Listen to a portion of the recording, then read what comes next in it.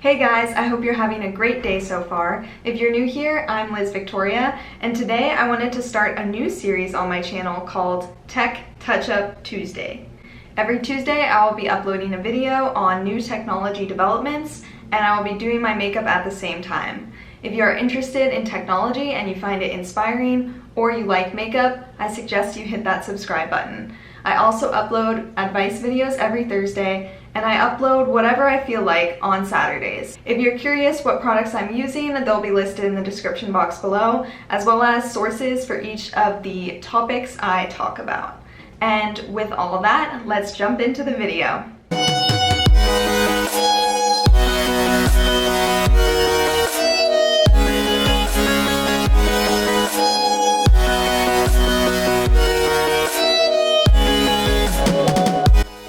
So the first story I wanted to talk about today is one that will hopefully help our environment very much. So I don't know if you guys have heard about how we're losing lots of bees, which are responsible for pollination, which makes ecosystems live, produces crops, flowers, vegetation, keeps things fertile, and it's vital for the earth to survive. And bees are dying, sadly. Well, the Japan Advanced Institute of Science and Technology, which is, the acronym for it is JAIST, which I don't know if you'd say it JAIST or JICE, but a researcher there developed a drone that attached to it has a bubble machine, and the bubbles have pollination in them. So he developed a drone that can pollinate flowers successfully. So apparently the JAIST or JICE had people working on drones that could pollinate flowers. And the original model was that the drones could land on the flowers and pollinate that way. There were also ideas for robots to pollinate, but that took a lot more time, effort, and energy. And the problem with the drones landing on the flowers is that they would actually destroy and crush the flowers. So, one particular researcher by the name of Eijiro I'll just put his name here, Eijiro Miyako, he went to the park with his son, and he was blowing bubbles with his son, and he came up with the idea that if bubbles were infused with pollen and they landed on flowers and flower petals, that might be a good solution to this problem. So I thought that that was a very interesting and cool idea.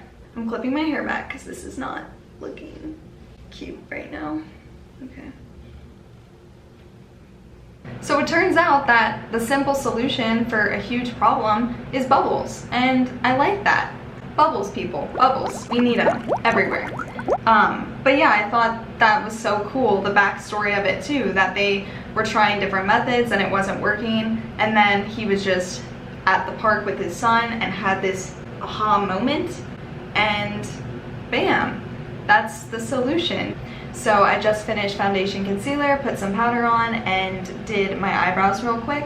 And the next story we're going to talk about is how 3D printed terracotta tiles were used to help save coral reefs. So marine scientists and architects from the Swire Institute of Marine Scientists at the University of Hong Kong, they collaborated with the Robotic Fabrication Lab and were able to 3D print terracotta tiles, which were designed to mimic the natural patterns of coral reefs.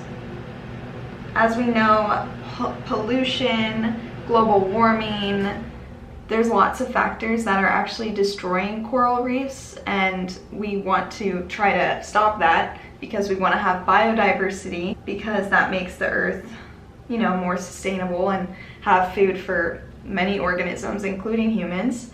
So they were actually able to design each coral tile and pattern suitable for different species in the ocean so that they can cater to a location to try to bring back certain species and whatnot. and they chose terracotta because of its porous texture, so it's easier for marine life to latch on and grow, and it was very successful. Now, switching gears a little bit, I'm going to talk about a defense innovation in the technology realm. So basically, the Marines are about to get their hands on an impressive exoskeleton, which is supposed to give them super strength. This robotic exoskeleton is coming from a defense-focused part of Sarcos Robotics. Now, because this exoskeleton is designed for the Marines, it's obviously one of those top secret projects that there isn't too much information open to the public yet. So these exoskeletons are supposed to be able to help with heavy lifting and, you know, it says super strength, but I guess that could be just, you know, the ability to do things that the human body, it would take a large strain to do. If you want to look at pictures of the exoskeleton, I'll insert some, but also like look at the article in the description box below so that you can read more about it. Okay, moving on to the more vibrant part of my eyeshadow, I will talk about a very, very sweet development in the tech world. They were actually able to use imaging from ultrasounds to 3D print the face of a fetus so that people who are blind could experience feeling or seeing what their baby looks like for the first time.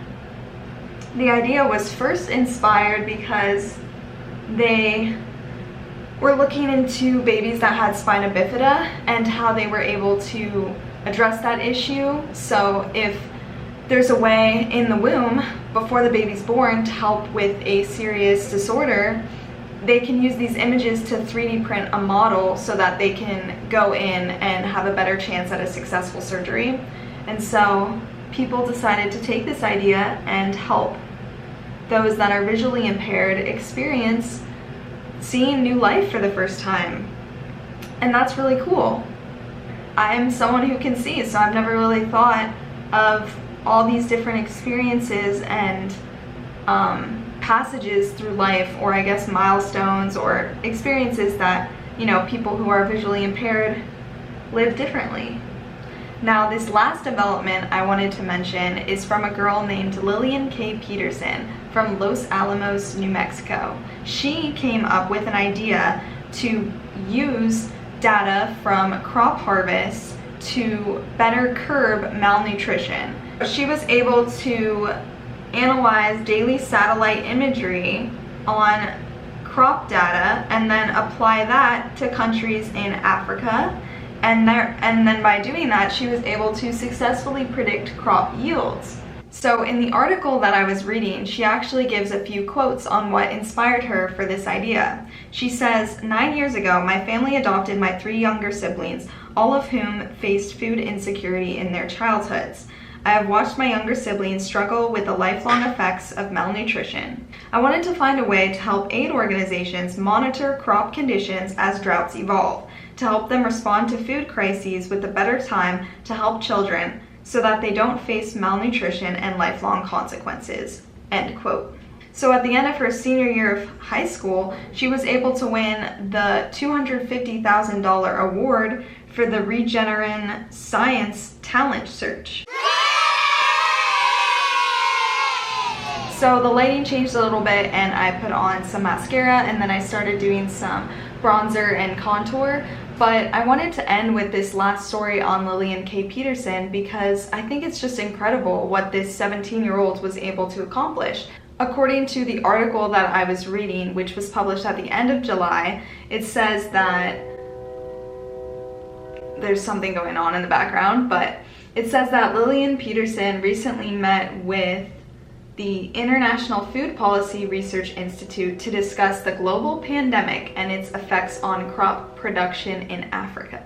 She was studying this satellite imagery in her sophomore year of high school, and then less than 2 years later was able to have her research published in a journal. And it's just crazy the lasting impact that her research will have on the whole world. I hope you guys liked this idea of this like chill kind of get ready with me. I didn't go into too much detail on the stories because I was kind of, you know, experimenting and testing the waters with doing my makeup and trying to get the articles and the details right. But I'll link everything down below. Feel free to correct me and tell me, you know, new things you want to hear about or new things in the tech world that you think are interesting and fun. This stuff is like, I mean, it's hard to stay on top of all the cool things that are being invented every day.